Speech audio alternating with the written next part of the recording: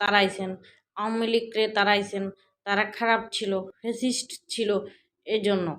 তো আজকে যে এই বস্তি কুড়িল বস্তিটার এই অবস্থা, লক্ষ লক্ষ মানুষের এই অবস্থা, এই শীতের রাত এরা কোথায় যাবে, কি খাবে, এগুলো নিয়ে এনসিপি বা বিএনপি একটা বিবৃতি দেয় নাই।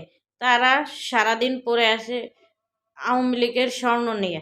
তোরা পাইছো ভালো কথা, আওয়ামী লীগ তো ফ্যাসিস্টই, এটা নিয়ে এত বাড়াবাড়ির কি আছে? এটা দেখাইছো। এখন শেখ হাসিনা তো বলছি যে এগুলো ইয়ারে বস্তি কুড়িল বস্তির বাসিরে দিয়ে দাও, বাস হয়ে গেল। এখন তোমরা এরা কি খাইবে, এরা কি পরবে, এরা রাত্রে থাকবে কই, এদের ব্যবস্থা কারো মাথায় নাই।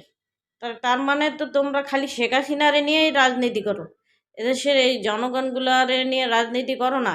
এদের নিয়ে তোমাদের কোনো মাথা ব্যথা নাই। এই হাজার হাজার মানুষের আহাজারি কান্না, তোমাদের কারোর তো একটা বিবৃতি দেখলাম না এদের নিয়ে। এদের নিয়ে তোমাদের কারো মাথা ব্যথা নাই। এটা যে প্রমাণ হইলো, সারাটা দিন চলে গেল কিন্তু তোমাদের একটা কারোরই একটা এ নিয়ে বিবৃতি পাই নাই। তোমরা তো সারাদিন আসো শেখ হাসিনা স্বর্ণ নিয়ে, শেখ হাসিনা স্বর্ণ নিয়েই তোমরা রাজনীতি করো। জনগণ তোমাদের লাগে না রাজনীতি করতে, এই গরিব জনগণগুলো তোমাদের লাগবে না। তো এদেরকে বঙ্গোপসাগরে ফলাই দাও, এদের যদি নাই লাগে তো এদের বঙ্গোপসাগরে ফলাই দাও তোমরা।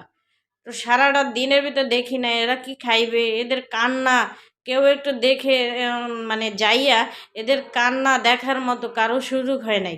সারাটা দিন এরা আছে শেখ হাসিনার স্বর্ণ নিয়া ব্যস্ত। সে বিএনপিরও তাই দেখছি, ডক্টর ইউনূসের লোকজনও তাই দেখছি, আর এনসিপি লোকরাও তাই। কিন্তু কেউ একটা বিবৃতি দেয় নাই যে এই লোকগুলো শীতের রাত কোথায় যাবে, শীতের রাত কোথায় থাকবে, কি খাবে, এদের অবস্থা কি হবে, এ নিয়ে কারো কিন্তু কোনো মাথা ব্যথা দেখলাম না সারাদিন।